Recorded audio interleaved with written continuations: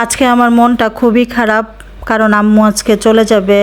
আম্মু অনেক দিন ছিল, প্রায় 6-7 দিনের মতো ছিল, গত শনিবারে আসছিল। এখন আম্মু বলতেছে আর থাকতে পারতেছে না, আব্বু বাসায় একা, আব্বুর আবার জ্বর চলে আসছে। তো আব্বু একা একা রান্নাবান্না করে খাইতেও কষ্ট হচ্ছে, এই জন্য আম্মু বলতেছে চলে যাই, আবার হচ্ছে গিয়ে 1-1.5 মাস পরে আবার আসবো না। এই জন্যে ভাবলাম যে আম্মু চলে যাবে, টুকটাক কিছু রান্না বান্না করে খাওয়াই দেই।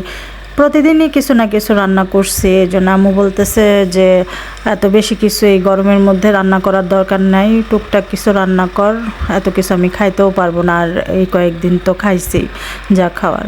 তো যাই হোক, আমি এদিকে একটু গরুর মাংস রান্না করে নিছি, আর হচ্ছে গিয়ে পোলাও আর কাবাব রান্না করতেছিলাম।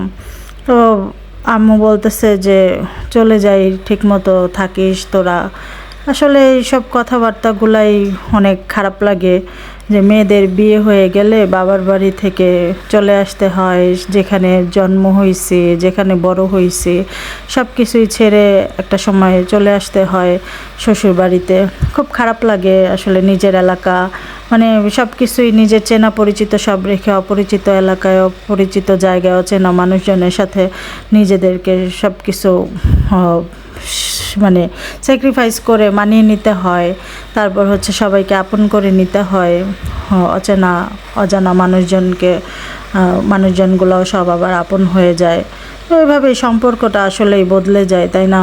মেয়েদের জন্মই হয় এরকম করার জন্যে। তো খাওয়া দাওয়া করে তারপরে হচ্ছে গিয়ে আম্মু অপেক্ষা করতেছিল চলে যাবে কখন, এই জন্যে আম্মুর সাথে একটু গল্প করতেছিলাম যাওয়ার আগে। তো আম্মু চলে গেছে, বিদায় দিয়ে আসছে, আমার মনটা খুবই খারাপ লাগতেছে, ভাল লাগতেছে না। তাই জানালার পাশে বসে বসে ভাবতেছিলাম আসলে মেয়েদের জীবনটা কেমন, তাই না? বাপ মা কাছে থাকতে পারে না, তারপরে কাছে থাকতে পারে না কি, কাছে রাখতে চাইলেই থাকা যায়, কিন্তু তারা তো থাকে না, তাই না?